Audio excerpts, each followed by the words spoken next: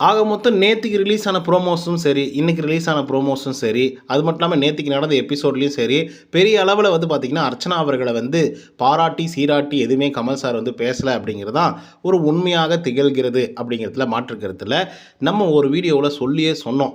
ஒருவேளை கமல் சார் வந்து இந்த வாரம் அர்ச்சனா அவர்கள எதுவுமே வந்து பாராட்டி பேசல அப்படின்னா, ஏதோ வன்மத்தோட தான் இருக்காரு.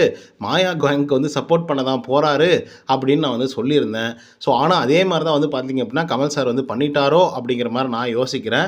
ஏன்னா, அவங்க பண்ண கெட்டப் அப்படிங்கிறது ஒரு சாதாரணமான கெட்டப் தான். ஆனாலும் அவங்க டயலாக் டெலிவரி எல்லாமே வந்து பார்த்தீங்க அப்படின்னா, பயங்கரமா பெர்ஃபார்மன்ஸ் வந்து பண்ணியிருந்தாங்க.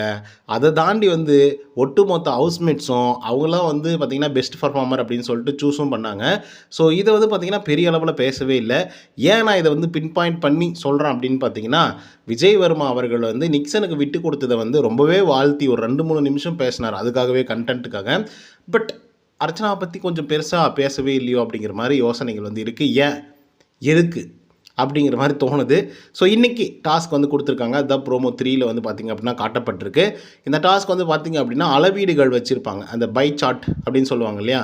அந்த பை சார்ட் பை சார்ட். இந்த பை சார்ட்ல வந்து பார்த்தீங்க அப்படின்னா, இந்த அன்பு, சகிப்புத்தன்மை, நேர்மை, உண்மை, கண்ணியம், கட்டுப்பாடு இதெல்லாம் உங்களோட கேரக்டர வந்து நிர்ணயிக்கும்.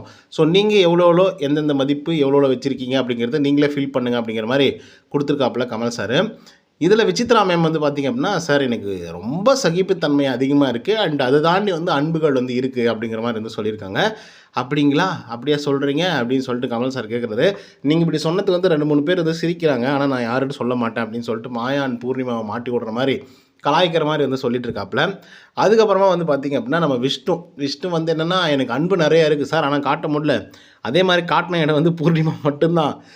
அத தாண்டி நம்ம அன்பு காமிச்சிட்டோம் அப்படின்னாக்கா, சண்ட போட முடியாதுல்ல சார். ஸோ, அதனால வந்து அன்பு நம்ம வந்து அதிகமா காட்டுறதில்ல சார். அப்படிங்கிற மாரி சொல்றாப்புல. அது ஒரு காமெடியா வந்து போது.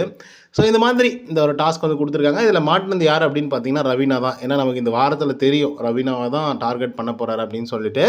ஸோ, ரவீனா என்ன சொல்றாங்க அப்படின்னு பார்த்தீங்கன்னா, வன்மமும் இருக்கு சார். எனக்கு அன்பு இருக்கு, நேர்மை இருக்கு, குணங்கள் நற்குணங்கள் இருக்கு, எல்லாமே இருக்கு. சகிப்புத்தன்மையும் இருக்கு, எல்லாமே இருக்கு. ஆனா, வன்மமும் இருக்கு சார். இந்த வீட்டுக்குள்ள அது இருந்தா தான் கரெக்ட்டா இருக்கும்.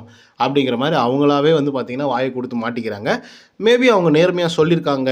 மத்தவங்கலாம் சொல்லாம, "ஐயய்யோ! நானா? அதெல்லாம் ஃபன்னுக்கு சார்." அப்படிங்கிற மாரிலாம் கூட சொல்லுவாங்க அவங்க.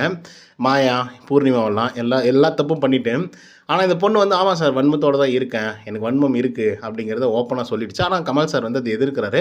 அப்ப மனுஷன் வாழணும் அப்படின்னாக்கா வன்மத்தோட தான் வாழணுமோ? அப்படிங்கிற மாரி அவரு சொல்லி முடிக்கிறாரு. அது ஒரு பெரிய இதா மாறுது. ஸோ பொறுத்திருந்து பார்ப்போம். ரவீனாவுக்கு எந்த மாதிரியான அடிகள் வந்து கிடைக்கும் அப்படின்னு சொல்லிட்டு.